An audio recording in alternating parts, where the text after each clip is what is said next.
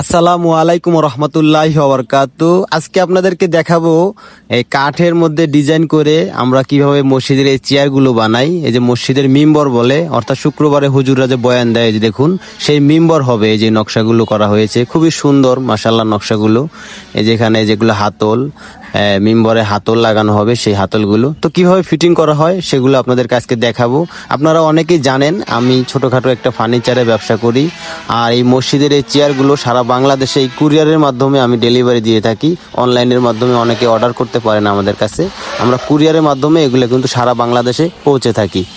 এই যে দেখুন এগুলো ছিদ্র করা হচ্ছে, তারপর এগুলো জয়েন্ট দেওয়া হবে। দেখুন আপনারা দেখতে থাকুন একটি চেয়ার কিভাবে আমরা তৈরি করি মসজিদের একটি মিম্বর। এই যে এগুলো গাম ব্যবহার করা হয়, প্রত্যেকটা জয়েন্টে আমরা কিন্তু গাম ব্যবহার করি।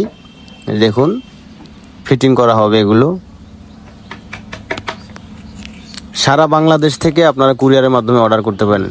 আপনারা অনেকেই জানতে চাচ্ছেন কিভাবে আমরা ফিটিং করি। এই যে দেখুন এগুলো একটা একটা করে পার্ট বাই পার্ট আমরা ফিটিং করি। আগে কাঠগুলো জয়েন্ট দিয়ে তারপরে ডিজাইন করে সবকিছু ফিনিশিং করে আমরা আস্তে আস্তে এগুলো ফিটিং করি। আপনারা সাথেই থাকুন, দেখতে থাকুন। এই যে সিঁড়িগুলো আমাদের কমপ্লিট হয়ে গেছে, সেই টপগুলো মারা হবে। টপগুলো মারার পরে আমরা এই যে পিছনে গম্বুজ লাগাই দিছি। এই দেখেন এই যে পিছনের ডিজাইনটা ওইটা আমরা বসাই দিছি। এটা বসানোর পরে এখন আমরা হাতল লাগাবো। হাতলের নিচের যে অংশগুলো থাকে, যে হাতলের নিচের যে খুঁটিগুলো থাকে সেগুলো আমরা ফিটিং করতেছি। দেখুন গাম ব্যবহার করা হচ্ছে এখানে, খুবই শক্তিশালী গাম, সেই গাম দিয়ে আমরা এগুলো ফিটিং করি। তারপরে হাতল লাগানো হবে। এই যে আমরা হাতল লাগাচ্ছি। হাতল লাগানোর পর হাতলের নিচে আরো চিকন চিকন নইসা থাকে সেগুলো লাগাবো। তারপরে একদম টোটাল ফিনিশিং দেওয়া হবে। এই যে দেখুন গাম ব্যবহার করা হচ্ছে, এটা খুবই শক্তিশালী একটি গাম। এই গামটা কাঠের মধ্যে ব্যবহার করলে খুব সুন্দর হয়, জয়েন্টগুলো জোড়াগুলো খুবই স্মুথ শক্ত হয়। এটা সম্পূর্ণ আকাশি কাঠের তৈরি করা হয়েছে। দেখুন মোটামুটি কাজ ওকে হয়ে গেছে, আর একটু কাজ বাকি আছে, তো ফিনিশিং দিয়ে নেওয়া হচ্ছে। এই দেখুন মেশিনে পুরো চেয়ারটাকে আমরা এখন ফিনিশিং দিচ্ছি।